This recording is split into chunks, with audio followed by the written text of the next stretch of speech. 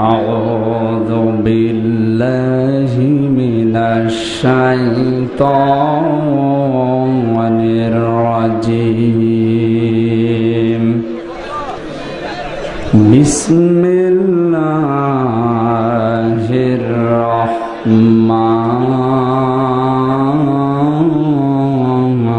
الرحيم يا أيها الذين آمنوا اتقوا الله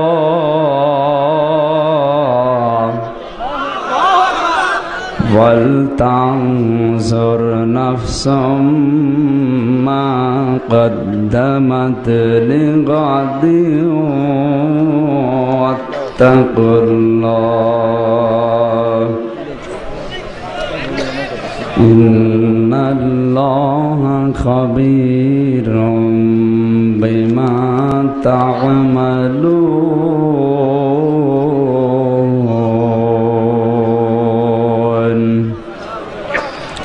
صدقت يا ربنا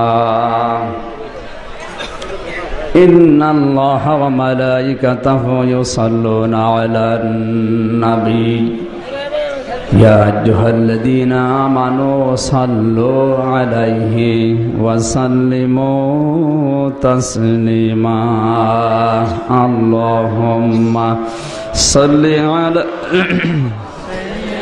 قالوا سبحانك لا علم لنا إلا ما علمتنا إنك أنت العليم الحكيم اللهم صل على محمد بلغ العلا بكماله كشف الدجى بجماله حسنت جميع خصاله صلوا عليه وآله আলহামদুলিল্লাহ। সামনে বসা মুসলমান ভাইরা, পর্দার আড়ালে সম্মানিত মা এবং বোনেরা, আল্লাহর দরবারে শুকরিয়া জানাই। জীবনে বহু রাত কনসার্ট, মমতাজের গান, আসিফের বিভিন্ন অনুষ্ঠানে কেটেছে। কোরআনে কারীম বোঝার জন্য আজকের রাতটা ব্যয় হয়েছে, আল্লাহ যেন কবুল করেন। কোরআনে কারীমের জন্য আজকের রাতটা যদি ব্যয় হয় খুব বেশি ক্ষতি হয়ে যাবে। আজকের আয়াতটা যদি আমরা বুঝে হেদায়েত নিতে পারি, কিয়ামতের দিন ওই আয়াতটা সাক্ষী দিয়ে ইনশাআল্লাহ জান্নাতে নিয়ে যাবে। আর আল্লাহ না করুক ওই আয়াতটার উপরে যদি আমল না হয়, ওই আয়াতটা কিন্তু আমাদের বিরুদ্ধে দাঁড়াবে। আর কোরআন শরীফ যদি কারো বিরুদ্ধে দাঁড়ায়, ও জান্নাত পাবে? কোরআন যার বিরুদ্ধে ছিল, বাস্তব আমি নিজের চোখে দেখে আসলাম। এই আবু জেহেল, বদরের ময়দানে ওর কবর, ওকে তো আর এইভাবে আদর করে মাটি দেয়নি, উদ্য করে পুঁতে রেখেছে। বদরের ময়দানে ওর কবর, যেখানে ৭০ জন কাফেরকে এক জায়গায় উল্টা করে মাটি দিয়েছে। ওখানে কোনো ঘাস জন্মায় না, গাছও হয় না, গাছ হলেই মারা যায়। সৌদি আরবের ড্রাইভার আমার সাথে ছিল, জিজ্ঞাসা করলাম, ইয়া আখি, এ ভাই এই গাছগুলো বাঁচে না কেন? বলছে, হুজুর আপনি জানেন কবর কার? কার? শয়তানের বাচ্চা। শয়তানের বাচ্চা কে? বলে আবু জেহেল। ওরে বাবা, আবু জেহেলের কবর? বলে অনেক পানি দেওয়া হয় কিন্তু গাছ বাঁচে না। তার মানে ওর কবরের ভেতরে মনে হয় শরবত খাওয়াচ্ছে আল্লাহ। পাশে সাহাবীদের কবর, বদরের ময়দানে 14 জন সাহাবী শহীদ হয়েছিল, তাদের কবর পাশে। এর পাশে খেজুর বাগান তর তর করে বেড়ে উঠছে, কি সুন্দর চেহারা, কিন্তু ওর কবরে একটা গাছও বাঁচে না। এখান থেকে বোঝা যাচ্ছে ওর কবরে আগুন। কথা বলেন। আল কোরআন হুজ্জাতুল লাকা ওয়া আলাইকা, নবী বলেন কোরআন শরীফ জান্নাতে যাওয়ার দলিল। এটা যদি কারো পক্ষে সাক্ষী দেয়, কিয়ামতে আল্লাহ তার হিসাবও নেবে না, বিচারও করবে না, বিনা হিসাবে জান্নাতে দিয়ে দেবে। আল্লাহ না করুক এটা যদি কারো বিরুদ্ধে যায়, এর একটা আয়াতও যদি কারো বিরুদ্ধে যায়, এই কাদিয়ানীরা কাফের না মুসলমান? আরো জোরে বলেন। কেন কাফের বলেন তো?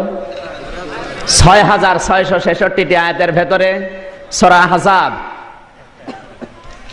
এর একটা আয়াতের ৪ ভাগের ১ ভাগ ওরা মানে না। 6666টি আয়াত আল্লাহ কোরআনে দিয়েছেন। এর ভেতরে একটা আয়াতের 4 ভাগের 1 ভাগ, খুব বেশি না। মা কানা মুহাম্মাদুন আবা আহাদিম মির রিজালিকুম ওয়ালাকিন রাসূলুল্লাহি ওয়া খাতামান নাবিয়্যিন, সূরা আহজাব 40 নম্বর আয়াত। এই যে খাতামান নাবিয়্যিন, এই এতটুকু শব্দ মানে না ওরা আমাদের নবীকে শেষ নবী বলে বিশ্বাস করে না। ওদের নবী হচ্ছে গোলাম আহমদ কাদিয়ানী। এই একটা আয়াতের 4 ভাগের 1 ভাগ অস্বীকার করার কারণে কাদিয়ানীরা কি? আরো জোরে বলেন। শিয়া, শিয়া আমরা যারা নাম বলি শিয়া, এরা কাফের। কেন? সূরা বাকারা, কুল মান কানা আদুওয়াল লিজিবরিল ফাইন্নাহু নাযালাহু আলা কলবিকা বিইذনিল্লাহি মুসাদ্দিকাল লিমা বাইনা ইয়াদাইহি ওয়া হুদা ওয়া বুশরা লিল মুমিনিন। সঠিকভাবে বুঝবেন ভাই, উল্টা পাল্টা বুঝবেন না। সূরা বাকারা 97 নম্বর আয়াত, একটা আয়াতের 3 ভাগের 1 ভাগ। কুল মান কানা আদুওয়াল লিজিবরিল, হে নবী আপনি বলুন যারা জিবরাইলকে শত্রু মনে করে। কেন? শিয়াদের ধারণা জিবরাইল ফেরেশতা আসবে আলীর কাছে, না এসে ভুল করে গেছে মুহাম্মদের কাছে। একটা আয়াতের 3 ভাগের 1 ভাগ না মানে না, এজন্য ওরাও কাফের। আর বাংলাদেশে নামধারী আমরা যারা মুসলমান, 96% মুসলমান এই দেশে। 6666টি আয়াতের টাটকা 250 আয়াতের দেশে অনেক মানুষই মানে না। জিহাদের আয়াত আছে কোরআন শরীফে প্রায় 500, সরাসরি আছে 250। এই 250 আয়াত অনেক মানুষ নামাজও পড়ে, রোজাও রাখে, কিন্তু ওদের নাক ছিটকায়, কেমন কেমন যেন লাগে। জিহাদ আর জঙ্গি আর সন্ত্রাস এক বানিয়ে ফেলেছে। কোন মানুষ যদি জিহাদ আর সন্ত্রাস আর জঙ্গি এক মনে করে, ওর সঙ্গে সঙ্গে বেঈমান হয়ে যায়। কারণ জঙ্গি নির্মূল করার জন্য জিহাদ দরকার, সন্ত্রাস নষ্ট করার জন্য জিহাদ দরকার। মক্কা মদিনায় 45 দিন থাকার পরে আমার যেটা অভিজ্ঞতা, ওদের ঈমান আছে কিন্তু ঈমানে ভেজাল নেই। এই ফ্যানটা বন্ধ করেন। ওদের ঈমান আছে কিন্তু ঈমানে ভেজাল নেই, এত শিরিক আর বেদাত নেই। বাংলাদেশে আমরা মুসলমান যারা, আমাদের ঈমান যতটুকু আছে শিরিক আর বেদাত তার চাইতে বেশি। নবীজির কবরের পাশে দাঁড়িয়ে এভাবে হাত দিয়ে তুলেছি, পুলিশ এসে হাতের উপরে দিয়েছে লাঠি দিয়ে 1 বাড়ি। আমার দিকে ডাক দিয়ে বলে, ইয়া হাজিউল হুজ্জাত, নবীর কাছে কি চাচ্ছেন? আপনার যদি কিছু দরকার হয় পেছনের দিকে ঘোরেন, কাবা শরীফের দিকে তাকান, আল্লাহর কাছে বলেন। তামাম দুনিয়ার মানুষ যাকে সালাম দিতে যাচ্ছে, সেই নবীর কবরের পাশে দাঁড়িয়েও দোয়া করা জায়েজ নেই। আর বাংলাদেশে গরু ছাগল মরে যায়, কবর 3 তলা হয়। আমি এই জন্য বলছি, এই দেশে যতটুকু ঈমান আছে তার ভেতরে শিরিক আর বেদাত বেশি। মা বোন যদি এসে থাকে, সৌদি আরব কিন্তু বাংলাদেশের মতো এতটুকু রাষ্ট্র না। কান লাগান, পুরা বাংলাদেশ 14টা জোড়া দিলে যত বড় হবে, সৌদি আরব একাই অত বড়। প্রায় 8টা-10টা প্রদেশে গিয়েছিলাম। জেদ্দায় গিয়েছি, মক্কা, মদিনা, রিয়াদে, তায়েফে, দাম্মামে, নাজরানে, যত জায়গায় আমি গেছি একটা মাজার নেই, একটা পীর নেই। আর যত মাজার, পীর আর ভণ্ড বাংলাদেশে, ভারতে আর পাকিস্তানে। বিশ্বাসগুলো আজ আমাদের নেই, নিয়ে আসা দরকার। এখানে যে কয়জন বসে আছে তাকান তো খালি এই ছেলেটা বাদ দিয়ে, এই ছোট্ট বাবু বাদ দিয়ে যতগুলো মানুষ এখানে আছে, এদের একজনের মাকেও সিজার করা লাগে নাই, লেগেছে? আর এখন সিজার ছাড়া কোন বাচ্চা হচ্ছে আপনারা দেখান? হচ্ছে না। এই জন্য আল্লাহর উপরে বিশ্বাস নেই, বিশ্বাস ডাক্তারের উপরে। 2 মাস 3 মাস পেটে সন্তান আসার পরে বলে, দেখো আমারে নিয়ে যাও। কোথায়? চেক করো আমারে, আমার পেটে যেটা এসেছে এটা জন্ডিস না লেডিস দেখা লাগবে। মানে ডাক্তারের উপরে ভরসা করে ফেলেছে, আল্লাহর দরকার নেই। এই জন্য আল্লাহ ওই ডাক্তারের মাধ্যমে হাইব্রিড বাচ্চা কেটে বের করে। সম্মানিত ভাইরা, সম্মানিত মা বোনেরা, বিশ্বাস আনা দরকার কোরআনে কারিমের উপরে। এবার কান লাগান, 1500 বছর আগে কোরআন জানিয়েছে, ওয়ালাউ আন্না আহলাল কুরা আমানু ওয়াত্তাকাউ লাফাতাহনা আলাইহিম বারাকাতিম মিনাস সামাই ওয়াল আরদ। সূরা আরাফ 9 নম্বর পারা, 2 নম্বর পৃষ্ঠা, 1 নম্বর লাইনে 96 নম্বর আয়াতের প্রথম অংশে আছে, তাফসিরে তাবারি, তাফসিরে মাযহারি, তাফসিরে খাজেন, তাফসিরে জালালাইন, তাফসিরে ইবনে কাসির, ফি জিলালিল কোরআন, তাফসিরে কাবীর, আইসারুত তাফাসির, তাফসিরে মনির, একটা দুইটা না, বিশ্ববিদ্যালয় প্রায় 26 খানা তাফসির আমি আয়াতের সাথে মিলিয়েছি। সব মুফাসসির এই আয়াতের ব্যাপারে একই বক্তব্য দিয়েছেন। সুবহানাল্লাহ বলতে পারেন না? আল্লাহ তাআলা বলেন, আলাউ আন্না আহলাল কুরা, গ্রামের লোকেরা, জনপদের লোকেরা যদি ঈমান আনে, আমানু ওয়াত্তাকাউ, আর আমাকে ভয় করার নীতি অবলম্বন করে, লাফাতাহনা, সুপারলেটিভ ডিগ্রি দিয়েছেন আল্লাহ। লামে তাগিদ, অবশ্যই আমি আল্লাহ খুলে দেব বারাকাতিম মিনাস সামাই ওয়াল আরদ, আসমান আর জমিনে যত বরকতের দরজা আছে সব নিজের হাত দিয়ে। কার হাতে? আল্লাহ। আল্লাহ যদি কুদরতি হাত লাগায় কোন জায়গায়, ওটা আর খোলা লাগবে? এই জন্য লাফাতাহনা দিয়েছেন। সৌদি আরবের লোকেরা 1500 বছর আগে এই আয়াতটা যখনই মেনে নিয়েছে, তাদের ঈমান যতটুকুই, যেহেতু ভেজাল নেই, ভয় করে কিনা ওটা আমার আল্লাহ জানে। এই ঈমানটা খাঁটি হওয়ার কারণে আল্লাহ 4টা সম্পদ ওদেরকে হাতের নাগালে দিয়েছেন। বাংলাদেশে আমরা মাটি খুঁড়লে পাই পানি, ওরা মাটি খুঁড়লে তেল পায়। আমরা যত গভীরে যাব কাদা পাবো, ওরা যত গভীরে যাবে স্বর্ণ পাবে। ওহদ যায় পাহাড়, হযরতে আমিরে হামজা যেখানে ঘুমিয়ে আছে, সাজ্জেদের শাহাদা, 2 কিলোমিটার পাহাড়। কয়েকদিন আগে প্রমাণ হয়েছে পুরা 2 কিলোমিটার পাহাড়ি স্বর্ণ। ওখান থেকে তুলতেছে রিফাইন করে 22 ক্যারেট, 21 ক্যারেট, 18 ক্যারেট করে বিশ্বে বিক্রি করছে। কোনো অভাব নেই। ওদের এক একজনের পেট 4-5টা তরমুজের মতো, আর আমরা না খেয়ে মরি। ওদের আছে কয়লা, ওদের আছে পাথর, কোনো অভাব নেই, অথচ কোনো ফসল হয় না। 200 কিলো 400 কিলো চলে যাবেন, শুধু মরুভূমি, পাথর, পাহাড় আর বালি, কোনো ফসল নেই। খাবারের অভাব আছে? আল্লাহর ওয়াদা মিথ্যা না। আল্লাহ তাআলা ওয়াদা দিয়েছেন, লাফাতাহনা, আমি আল্লাহ খুলে দেব। আমরাও যদি বাংলার জমিনে 96% মুসলমান ঈমান আনতে পারতাম, আর ঈমানের দাবি অনুযায়ী যদি ভয় আমাদের থাকতো, এদেশে এখনো মাটির নিচে কমপক্ষে 7টা খনিজ সম্পদ পাওয়া যাচ্ছে। কক্সবাজারে, সেন্ট মার্টিন দ্বীপের নিচে, চট্টগ্রামে, এদিকে ঠাকুরগাঁও, নীলফামারী, রংপুর, আর ওইদিকে মাগুরা, এই 7টা জেলায় আমার আল্লাহ 7টা সম্পদ লুকিয়ে রেখেছেন। সমস্যা হচ্ছে তুলতে পারি না, কারণ ওই রকম ঈমান নেই। স্বর্ণের পাহাড় 2 কিলোমিটার, কোনো অসুবিধা নেই, যার যে দায়িত্ব পালন করে যাচ্ছে। আর এই দেশে স্বর্ণ না, কেউ যদি পায়খানার পাহাড়ও পায়, অজ্ঞান হয়ে যাবে। কারণ ওই ঈমান তো আমাদের এখনো তৈরি হয়নি। মসজিদে নববীতে নামাজ পড়ে বের হচ্ছি, দেখে একটা মোবাইল পড়ে আছে, তাকিয়ে দেখলাম লেখা আইফোন। আইফোন বোঝেন?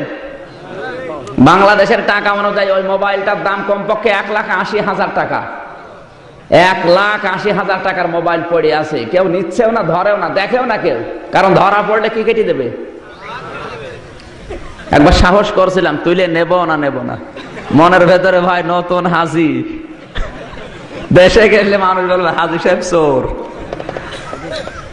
সাথে যে লোকটা ছিল বলে, ওইদিকে তাকাবা না, দরকার নেই, যার জিনিস হয় সে নিয়ে যাবে, যাক না ওখানে পড়ে নষ্ট হয়ে যাক, তোমার কোনো দরকার নেই। 1,80,000 টাকার মোবাইল পড়ে থাকে, কেউ নেয় না। এ দেশে তো 80 পয়সা থাকে না। এজন্য আমাদের উচিত, আল্লাহর ঘোষণা, ওরা 1,500 বছর আগে মেনে নিয়ে যদি এই প্রমাণগুলো পায়, আল্লাহকে আমাদের সাথে মিথ্যা ওয়াদা করিস, তাহলে আমরা তুলতে পারছি না। অবশ্যই আমাদের ঈমানের ঘাটতি আছে, আর ভয় নেই। বলেন, আল্লাহ রাব্বুল আলামিন আমাদেরকে এই 2টি কন্ডিশন মেনে বাংলাদেশে যদি এগুলো তুলতে পারে, বিশ্বাস করেন অভাব বলতে কি এটা থাকবে না। প্রধানমন্ত্রী শেখ হাসিনা 41 সাল পর্যন্ত টার্গেট দিয়েছে, 41 সাল লাগবে না। 41 ঘন্টায় বাংলাদেশ ডিজিটাল হওয়া সম্ভব, যদি 1628 জন মানুষ হযরতে ওমরের মতো তৈরি হয়। এদেশের দায়িত্বে এখন আছে 1628 জন মানুষ। এই মানুষগুলোর চরিত্র হযরতে ওমরের মতো যেই দিন হবে, ডিজিটাল হওয়ার জন্য 41 সাল 51 সাল না, 41 ঘন্টায় যথেষ্ট। আল্লাহ আমাদের ওই রকম কিছু দান করেন, জোরে বলেন আমিন। দরুদ পড়ি, সালাম পাঠাই বিশ্ব নবীর উপরে, যাকে আল্লাহ তায়েফে পাঠিয়েছিলেন কোরআন প্রচারের জন্য। এতদিন শুধু কোরআন হাদিস পড়ে ওয়াজ করেছিলাম, আর এখন নিজের চোখে দেখে আসলাম আল্লাহর নবীকে তায়েফের ময়দানে কাফেরেরা যে জায়গায় পাথর দিয়ে আঘাত করেছিল, জায়গাটাতে অনেকক্ষণ দাঁড়ালাম। তার কাটা দিয়ে ঘেরা আছে জায়গাটা। 3 দিনের না খাওয়া নবী নড়তেই পারে না। ওরা পাথর মেরে মেরে রক্ত ঝরাচ্ছে শরীর দিয়ে। নবীজি রক্তগুলো মাটিতেও পড়তে দেয় না, নিজের শরীরের রক্ত আবার নিজেই মাখতেছে। জিবরাইল এসে বলে, ইয়া রাসূলুল্লাহ, রক্তগুলো মাটিতে পড়তে দেন না কেন? বিশ্ব নবী বলেন, ভাই জিবরাইল, রক্ত যদি মাটিতে পড়ে আমার আল্লাহর রাগ হয়ে যেতে পারে। দ্বিতীয়ত এই জায়গায় নবীজির রক্ত ঝরেছে, ওই জায়গাটা মার্ক করা আছে। নবীজি আমার হাঁটতে পারে না, উঠতে পারে না, ওরা জোর করে দাঁড়িয়ে ধাক্কা দিয়ে হাঁটিয়ে দিচ্ছে। 3 নাম্বার জায়গায় যে বিশ্ব নবী বেহুশ হয়ে পড়ে গেলেন। কাফেরেরা এই ফাঁকে পাহাড়ের উপর থেকে 2টা পাথর গড়িয়ে দিয়েছে। এতটুকু পাথর না, আমার মোবাইলে ছবি তুলেছি, এত বড় পাথর কমপক্ষে 22-23 জন মানুষ লাগবে নড়াতে। ওরা পাহাড়ের উপরে দল বেঁধে উঠে 2টা পাথর দিয়েছে গড়িয়ে। বিশ্বনবী পাহাড়ের পাদদেশে অজ্ঞান হয়ে পড়ে আছে। ওদের নেশা নবীর উপরে পাথর পড়তে দেরি ও মুহাম্মদ বিদায় হয়ে যাবে। কোরআনে কারীম জানিয়েছে, আল্লাহু ইয়াসিমুকা মিনান নাস ইন্নাল্লাহা লা ইয়াহদিল কওমাল কাফিরিন। জোরে বলেন আল্লাহু আকবার। সূরা মায়দা 6 নাম্বার পারা 18 নাম্বার পৃষ্ঠা 12 নাম্বার লাইনে 67 নাম্বার আয়াতের শেষের অংশে আছে। তাফসীরে তাবারি থেকে বলছে, আল্লাহ পাক বলেন, হে নবী, আপনাকে বাঁচানোর দায়িত্ব আমার। যত ষড়যন্ত্র হবে, ইয়াসিমুকা, আপনাকে আমি আল্লাহ বাঁচাবো। জিবরাইলকে ডাক দিয়ে বললেন, যাও, পাথর 2টা যেন আর না গড়ে, যেখানে আছে ওই জায়গায় আটকিয়ে দাও।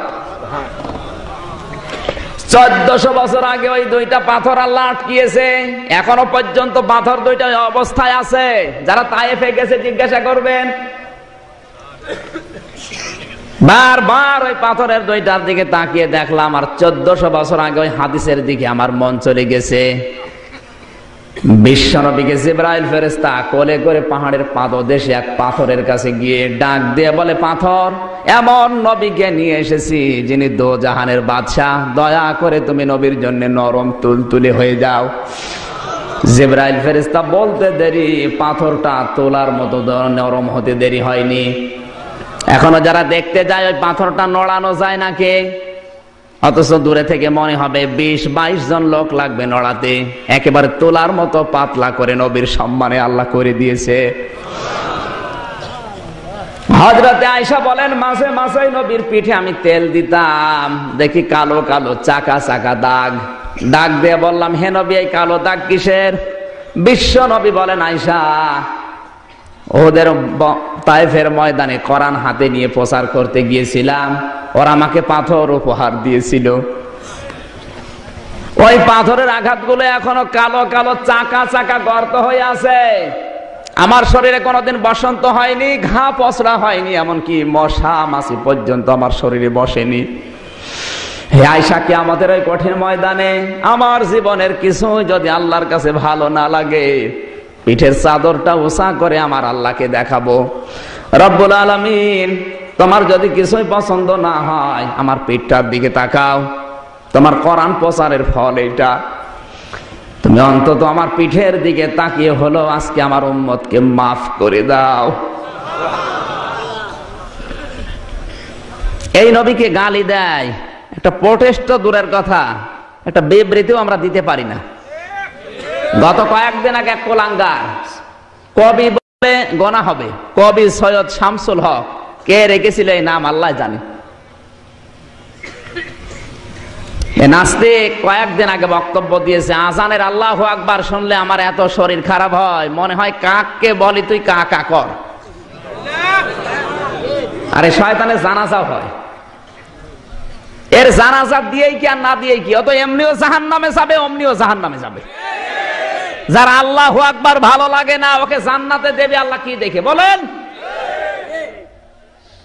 কিয়ামতের ময়দানে হযরতে বেলালের এই ঘাড়টা উঁচাতে থাকবে নাকি?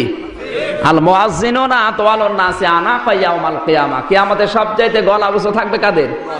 কেন? মুয়াজ্জিন যেহেতু বলে আল্লাহু আকবার, এজন্য ওর ঘাড় পর্যন্ত আল্লাহ কিয়ামতে উঁচা করে দেবে।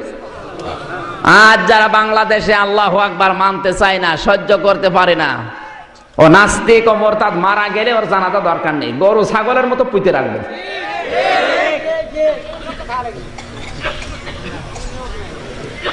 এই কান লাগান, বিশ্বনবী মুহাম্মদুর রাসূলুল্লাহ সাল্লাল্লাহু আলাইহি সাল্লামের উপরে মন থেকে দরুদ পড়েন। সাল্লাল্লাহু সাল্লাল্লাহু। আমার আজকের আলোচনার বিষয় আখিরাতের পুঁজি। এটা আমাদের সবার দরকার না, আমার একা দরকার। আমি এখন মরা মানুষের ভূমিকায় আছি, কারণ একটা মানুষ মারা গেলে এরপরে তাকে ধোয়ানোর পরে সাবান দিয়ে কাফনের কাপড় পরিয়ে এরপরে ইমাম সাহেবের সামনে নিয়ে যায় জানাজার জন্য। আর আমি নিজেকে জিন্দা অবস্থায় কাফনের কাপড় পরিয়েছিলাম কয়েকদিন আগে। কি বলেন? আমি তো মরেই গেছি, আমার সামনে হায়াত আছে, এটা আমার বোনাস লাইফ। এই জন্য পা ফেললেও হিসাব করে ফেলা লাগবে। আল্লাহর কসম, আমি যদি হজ না করতাম এই মাহফিলেও আসতাম না, ওইটাও যেতাম না। যেহেতু দুই জায়গায় কথা দিয়ে ফেলেছে, এখন দুই জায়গায় পোস্টার হয়ে গেছে, আমার কিছু করার নেই। বাধ্য হয়ে আমার জীবনের উপরেও কষ্ট, আর যারা এসেছে এদেরও কষ্ট। এখন আমার কথা বললেও হিসাব করে বলা লাগে, কারণ আমার একটা কথা যদি রং হয়, আমার আচরণ যদি খারাপ হয়, দোষ শুধু আমার একা না, দোষ হবে সারা পৃথিবীর হাজিদের। বলবে হাজি নামে পাজি।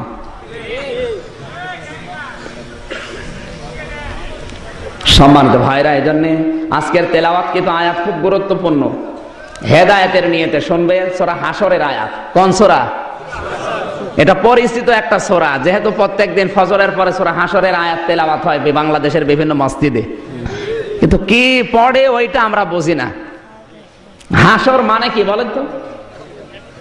এক জায়গায় হওয়া, একত্রিত করা। কিয়ামতের ওই ময়দানে, হাসরের ওই ময়দানে জবাব দেওয়া লাগবে নিজের জীবনের কর্মকাণ্ডের, এর নাম হাসর। এটা আমরা বিশ্বাস করি না, করি না? আমাদের যে বিশ্বাস, আর যারা হাসর বলে হাসর বিশ্বাস করেছিল তাদের বিশ্বাস 100 ভাগ আর 2 ভাগ। হযরত ওমর হাসর সূরা পড়ে তিনি বিশ্বাস করতেন কিয়ামতে জবাব দেওয়া লাগবে জীবনের পুঙ্খানুপুঙ্খানু, এরপরে জান্নাত যদি ভাই ভাগ্যে। সূরা হাসর পড়ার পরে তার যে অভিজ্ঞতা লক্ষ্য করেন। সন্তানটা গেছে মাদ্রাসায়, হোসাইনও গেছে মাদ্রাসায়, বারবার কলম ফেলে দিচ্ছে, ডাক দিয়ে বলছে আব্দুল্লাহ কলম তুলে দাও। 1 বার 2 বার 3 বার, চতুর্থবার বলে কলম তুলে দাও।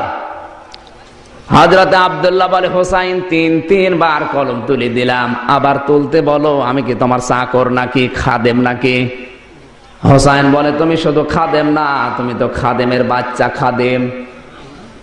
যে এই কথা বলেছে গেছে রেগে, বাড়িতে যেয়ে বলে আব্বা আমি আর মাদ্রাসায় পড়বো না। কেন? আমাকে গালি দিয়েছে হোসাইন, আমি নাকি খাদেমের বাচ্চা খাদেম। বিচার যদি তুমি না করো, হোসাইনকে যদি শাস্তি না দাও, এ মাদ্রাসায় পড়া আমি বাদ দিয়ে দেব। হযরত ওমর বলে সন্তান, সকালবেলা বিচার হবে জমার দিন। মসজিদে নববীতে নবীজি যেখানে নামাজ আদায় করাতেন, ওই মসজিদে নববীর মেম্বার আর নবীর কবরে মাঝখানের জায়গাটা রিয়াজুল জান্নাত, তার মানে জান্নাতের বাগান। নবীজি যেখানে দাঁড়িয়ে নামাজ আদায় করাতেন, হযরত ওমর ওখানে দাঁড়ালেন, খুতবা দিচ্ছেন জমার। হাজার হাজার সাহাবী নবীর। ডাক দিয়ে বললেন হোসাইন এখানে আছে? বলে হ্যাঁ, সামনে আসো। তুমি আমার সন্তান আব্দুল্লাহকে গালি দিয়েছ, এই কান লাগান। হযরতে হোসাইন বলেন হ্যাঁ আমি গালি দিয়েছি। কেন দিলে? তুমি আমার সন্তানটাকে খাদেমের বাচ্চা খাদেম বলেছো। তুমি কি জানো এখন আমার পজিশন কোন জায়গায়? আমি দেশের প্রেসিডেন্ট। আগে বলেছি বাংলাদেশ 14টা জোড়া দিলে যত বড় হয়, সৌদি আরব একাই অত বড়। তাহলে এত বড় দেশের বাদশা তার ছেলেকে গালি দিচ্ছে খাদেমের বাচ্চা খাদেম, মাথা ঠিক থাকবে? হযরতে হোসাইন ডাক দিয়ে বলে খলিফা, বুকে হাত দিয়ে সত্যি করে বলেন তো, আপনি কি আমার নানার খাদেম না? কথা বন্ধ হয়ে গেছে। হযরত ওমর চোখ দিয়ে অঝর নয়নে পানি ঝরছে। ডাক দিয়েছে, হোসাইন, যে কথাটা বললে এটা লিখে দিতে পারবে? কাগজ নিয়ে আসেন। ওই সময় তো এরকম অ্যাভেলেবেল কাগজ না, খেজুরের পাতা নিয়ে এসেছে। হযরত হোসাইন লিখে দিয়েছে, ওমর আমার নানা মুহাম্মদুর রাসূলুল্লাহর খাদেম। ইতি হোসাইন ইবনে আলী লিখে সই করে দিলাম। কাগজটা হাতে নিয়ে হযরত ওমর বারবার চুমা খায়। সন্তানকে ডাক দিয়ে বলে, বাবা বিচার হয়ে গেছে। ছোট্ট মানুষ বসে না, ডাক দিয়ে বলে, আব্বা বিচার তো শুরুই হয়নি, হোসাইনকে তো শাস্তি দিলে না, কিসের বিচার হয়ে গেল? হযরত ওমর বলে, সন্তান, যে বিচার করেছি এটা দুনিয়ার শুধু বিচার না, আমি যেদিন মারা যাব এই কাগজটা আমার কাফনের ভেতরে দিয়ে দেবে। ময়দানে কিয়ামতে আল্লাহ যখন জাব্বার আর কাহার নাম নিয়ে বিচার আরম্ভ করবে, আমার ওমরের জীবনে কিছু যদি আমার আল্লাহর কাছে ভালো না লাগে, এই কাগজটা উঁচা করে আল্লাহকে দেখাবো, রব্বুল আলামিন তোমার নবীর নাতি লিখে দিয়েছে আমি তোমার নবীর খাদেম ছিলাম, এই ওসিলা করে হলেও আজকে তুমি আমারে মাফ করে দাও। তাদের কিয়ামত, তাদের হাসর আর আমাদের হাসরের বিশ্বাস সমান না, বলেন? কোরআনে কারীম জানিয়েছে, قد خسر الذين كذبوا بلقاء الله حتى إذا جاءتهم الساعة بغتة قالوا يا حسرتنا على ما فرطنا فيها। সূরা নাম 7 নাম্বার পারার 10 নাম্বার পৃষ্ঠা 9 7 নাম্বার লাইনে 4 নাম্বার রুকুর 31 নাম্বার আয়াতের প্রথম অংশে এটা আছে। তাফসীরে ইবনে কাসির থেকে বলছে, তাফসীরে মারিফুল কোরআনে আছে, আল্লাহ পাক বলেন ক্ষতিগ্রস্ত হয়েই গেছে। খাসিরা এটা মাছের সিগা, ক্ষতিগ্রস্ত হয়েই গেছে ওই মানুষের জীবন যারা আমার আল্লাহর সাক্ষাৎকে বিশ্বাস করে না। হঠাৎ করে যখন তাদের সামনে মরণ এসে যায়, পেছনের দিকে তাকায় আর আজরাইলের দিকে তাকায়, তাকিয়ে দেখে আল্লাহ এ কি করলাম আমি। এখানে সাআতুনের অর্থ হয় দুইটা, হয় কিয়ামত অথবা মরণ। মরণের সময় যে যন্ত্রণা হযরতে আজরাইলকে দেখার পরে আরম্ভ হয়ে যায়, তখন পেছনের দিকে তাকায় আর বলে আল্লাহ আমি এ কি করেছি। অহুম ইয়াহমিলুনা আওযারহুম আলা যুহুরিহিম, ওয়া মানে এবং হুম মানে তারা, ইয়াহমিলু হামালা, ইয়াহমালে মানে বহন করা, এটা মোজারের আলোচনা, বর্তমান ভবিষ্যৎ প্রেজেন্ট ফিউচার।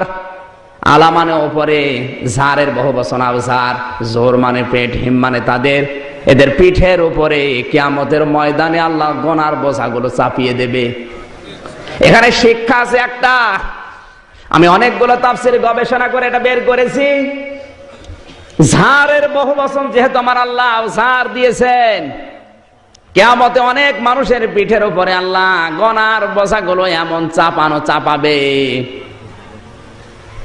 ফেরেশতারা দেখে বলবে আলা সামা ইয়াসিরুন, কত নিকৃষ্ট বোঝা এই লোকটা বহন করে নিয়ে যাচ্ছে। একটা মানুষ দুনিয়ায় 50 বছর হায়াত পেয়েছে, 5 মণ গোনা করেছিল। কয় মণ? কথা বোঝে? 50 বছরে 5 মণ গোনা করে লোকটা মারা গেছে। কিয়ামতের ময়দান ওর পিঠের উপরে 5 মণ গোনা চাপিয়ে দিলেই তো ওর হিসাব শেষ, নাকি না? মানে কিন্তু একটা মানুষের গোনা করেছিল 5 মণ, ওর মাথার উপরে পিঠের উপরে যদি আল্লাহ 500 মণ গোনা চাপিয়ে দেয়, তাহলে আল্লাহ অবিচারক। হ্যাঁ, আলাইসাল্লাহু বিকাফিন আবদা, আলাইসাল্লাহু বিআহকামিল হাকিমিন, আমি ন্যায় বিচারক। অথচ 500 মণ গোনা ওর পিঠের উপরে, ও তো গোনা করেছিল 5 মণ। আমার দোষ অবশ্যই আল্লাহর দোষ। এই কথা বলে না কেন? না মানে আপনি হিসাবটা মিলিয়ে দেন, 5 মণ গোনা করেছে, 5 মণ তুলে দেবে, 500 মণ ওর পিঠের উপরে দেবে কোন কারণে? এবার কারণ বলছি, যাদের জীবনের সাথে মিলবে মিলিয়ে নেন, না আয়াত বাদ দিয়ে দেব। একটা মানুষ 50 বছর বয়স পর্যন্ত 5 মণ গোনা করে মারা গেছে, আমিও জানি, কিন্তু লোকটার ছেলে তো বসে নেই, ওর মেয়ে তো বসে নেই, ওর ছেলে ওর সম্পদ নিয়ে টাকা পয়সা নিয়ে 180 মাইল বেগে গোনা চালাচ্ছে। ওর মেয়ে সারা দিন সারা রাত বসে বসে ও নিজে এখন কিরণমালা হয়ে গেছে। আর ওর যে বউটা দুনিয়ায় বউ আর বউ নেই, ও বউ হয়ে গেছে কটকটি। এরকম বউ, এরকম মেয়ে, এরকম ছেলে, অথবা এমন একটা সংগঠন তৈরি করেছে যে সংগঠনের লোকেরা সারা জীবন মানুষের উপর অত্যাচার চালায়, জুলুম নির্যাতন করে। এমন একটা দল বানিয়েছে যে দলের লোকেরা মানুষকে দেখতে পারে না। আপনি হয়তো মারা গেছেন 50 বছর বয়সে 5 মণ গোনা করে, কিন্তু এরা তো বসে নেই। আপনার দলীয় লোক, আপনার সংগঠনের লোক, আপনার ছেলে, আপনার মেয়ে, আপনার সম্পদ দিয়ে, আপনার মেধা দিয়ে, আপনার ক্ষমতা দিয়ে যত অন্যায় দুনিয়াতে করবে, এর একটা গোনা ফেলাক্সে লোড হয়ে আপনার আমল নামায় যাবে। এই জন্য 5 মণ গোনা হয়ে গেছে। কত মণ? আল্লাহ বিচারক, হিসাব নিকাশ করে গোনা করেন। কিয়ামত আমরা বুঝি না, আন্দাজে বলি কিয়ামত হবে। ওমরের মতো টেন্ডেন্সি জন্ম হলে গোনা করা তো দূরের কথা, গয়ের কাছেও মানুষ যাবে না। হাদিসটা যদিও দুর্বল, আমি শিক্ষার জন্য বলছি। হযরত আব্দুল্লাহ বলেন, আমার বাবা ইন্তেকালের 12 বছর পরে স্বপ্নে দেখলাম সুন্দর করে গোসল করে ভেজা কাপড় পরে বাড়ির দিকে আসতেছে। ডাক দিয়ে বললাম, বাবা এতদিন কোথায় ছিলে? হযরত ওমর বলে, সন্তান 12 বছর আমি দুনিয়ার জীবন ছেড়েছি, এই 12টা বছর পর এখন আমি জবাব দিচ্ছিলাম আল্লাহর দরবারে। আমার জীবনের কর্মকাণ্ডের হিসাব আমার আল্লাহর দরবারে তুলে ধরেছি। মহান আল্লাহ শেষ পর্যন্ত আমাকে তার গাফফার নামের ওসিলায় মাফ করে দিয়েছে।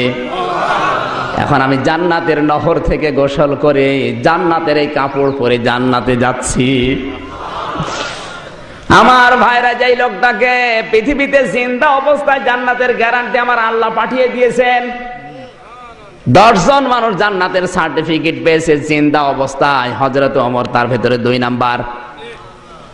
যে রাস্তা দিয়েছে তো 40 দিন শয়তান ওই রাস্তায় যেতে ভয় পেত। নবীজি জানিয়েছেন, আমার পরে যদি কেউ নবী হয়, ওমর আমার আল্লাহর নবী হয়ে যাবে। পৃথিবীতে এত বড় কথা কোন সাহাবীর পক্ষে নেই, এত সম্মান যার। বিশ্বনবী মাঝে মাঝেই বলতেন, আকাশের তারকা দেখতে পাও, 1 দিন 2 দিন 3 দিন গণনা করবা, হয়তো একদিন শেষ হয়ে যাবে তারকা। কিন্তু ওমর মুসলমান হওয়ার পরে যত ভালো ভালো কাজের আঞ্জাম দিয়েছে, কিয়ামত পর্যন্ত মানুষ ওমরের নেকি গণনা করবে, শেষ হবে না। এই মানুষের যদি 12 বছর লাগে তা আল্লাহ মাফ করে দিয়েছে, আমাদের কয় বছর লাগবে? এর নাম কিয়ামত। মানে আন্দাজে বিশ্বাস করে বসে আছে, কিয়ামত বিশ্বাস করে, আবার সুদ খাবার জম। কুষ্টিয়ার বড় মসজিদে যেখানে নামাজ পড়ায় জমার, একটা লোক দেখি বসে বসে তসবিহ টিপছে। ডাক দিয়ে বললাম, ভাই আপনি কি করেন? বলছে, হুজুর আমার কোনো কাজ নেই। কাজ নেই মানে শহরে থাকতে হলে টাকা লাগে। আমার বাবার জমি ছিল, বিক্রি করে ব্যাংকে রেখে দিয়েছি 35 লাখ টাকা। প্রতি মাসে ওখান থেকে 40,000 টাকা ইন্টারেস্ট আসে। ওই টাকা তোলে খায়, আমি আল্লাহ আল্লাহ করি, আমার কোনো গোনা নেই। আমি বললাম, এ তো সুদ, কবিরা গোনা হবে। বলছে, হুজুর আমি জানি সুদ খেলে কবিরা গোনা হয়, জানি। এই জন্য টাকা আমার নামে না, টাকা আমার বোন নামে। আর টাকা রেখে দিয়েছ বোন নামে। আমি শুধু তুলে নিয়ে আসি, বাজার করে দেই, বউ রান্না করে, আমি খাই, কোনো গোনা নেই। যদি গোনা হয়েও যায়, ওই তো জিকির করছে, ওই জিকিরের সওয়াব আর এই গোনা কাটা কাটি, মাঝখানে জান্নাতে যাব ফাও। এই ধান্দায় আজ বাংলাদেশের মানুষ আছে না নেই? আছে, মানে আমরাই। কিয়ামত বিশ্বাস করে, জনগণ ফাঁকি দেয়। এই কথা বলেন। এইটাই আজ বাস্তবতা। বাংলাদেশে আমরা এতিম মনে করি তাদের যাদের মা বাবা নেই। কিসের মা বাবা নেই? এতিম এরা কেন? এতিম তো জনগণ ও সরকারের কাছে এতিম। মা বাবা নেই, এদের সম্পদ আত্মসাৎ করলে যেমন গোনা হয়, জনগণের সম্পদ আত্মসাৎ করলে ঠিক ওই রকমই গোনা হয়। অথচ বাংলাদেশে তাকান, রাস্তাঘাটের যে অবস্থা, ব্রাহ্মণবাড়িয়া বিশ্ব রোড থেকে কুমিল্লা পর্যন্ত 80 কিলোমিটার। শয়তান যদি চায় জীবনে আর কোনোদিন ওই রাস্তায় হাঁটবে না। Delivery road. গত পরশুদিন ছিল হবিগঞ্জে মাহফিল, আসার সময় ওই রাস্তা দিয়ে কুমিল্লায় ঢুকলাম। ওই খারাপ রাস্তা গো। কুষ্টিয়া থেকে শুরু করে চুয়াডাঙ্গা পর্যন্ত যে রাস্তা, শয়তান কোনোদিন যাবে না। বিশ্ব রোড থেকে আমাদের বাড়ি মাত্র 3 কিলোমিটার। আমার দাদা আজ 21 বছর চেয়ারম্যানই করছে আওয়ামী লীগের। 21 বছর উনি একাধারে আওয়ামী লীগের চেয়ারম্যান। জিজ্ঞাসা করলাম, দাদা রাস্তার অবস্থা এই কেন? বলছে রাস্তা বাজেট হয়েছিল 32 লাখ টাকা। কত? উপর আলায় 16 লাখ টাকা খেয়ে ফেলেছে। উপরওয়ালা বলছেন, আপনারা মনে করছেন উপরওয়ালা মানে আল্লাহ। বাকি 8 লাখ টাকা গেছে রুই কাতলার পেটে, আর 3 লাখ গেছে নল ঠেকিয়ে। যেহেতু মেহেরপুর, কুষ্টিয়া, চুয়াডাঙ্গায় নল বেশি। নল বোঝেন না? বগুড়া নল নেই। বাকি 5 লাখ দিয়ে রাস্তা। 32 লাখ টাকা খরচ করে রাস্তা বানালে যতদিন টিকতো, 5 লাখে টিকবে? কয়েক মাস যাওয়ার পরে হয়ে গেছে ডেলিভারি রোড। মেয়েদেরকে আর হাসপাতালে নেওয়া লাগে না বাচ্চা হওয়ার জন্য। করিমনালাকে যদি বলেন ভাই একটু জোরে চলেন, রাস্তায় কাজ হয়ে যাবে। এইরকম রাস্তা। জিজ্ঞাসা করলাম, দাদা উপরওয়ালার তো কোনো অভাব নেই? অভাব আছে? আপনারা ঘুমাচ্ছেন? আল্লাহ পাক বলেন, কুল হুয়াল্লাহু আহাদ আল্লাহুস সামাদ। হে নবী আপনি বলুন আল্লাহ এক, আল্লাহ অভাবহীন, আল্লাহর কোনো অভাব নেই। তো উপরওয়ালার তার অভাব নেই। 16 লাখ টাকা উপরওয়ালা খেয়ে ফেললো, করলো কি? আমারে বলছে ওই 16 লাখ টাকা দিয়ে ইউনিয়নে যতগুলো মসজিদ ছিল, বিভিন্ন মসজিদে টানা কাঁচ লাগিয়ে দিয়েছে। একটা মসজিদ বানালে কয়জন নামাজ পড়ে? খুব বেশি হলো 400-500 জন। আর একটা রাস্তা, একটা ব্রিজ, একটা কালভার্ট যদি সংস্কার করে দেন, লক্ষ লক্ষ মানুষ ওই রাস্তা দিয়ে চলাফেরা করবে। কথা বলেন ঠিক কিনা? আসার সময় 1 কিলোমিটার আসার সময় যে রাস্তা দেখলাম,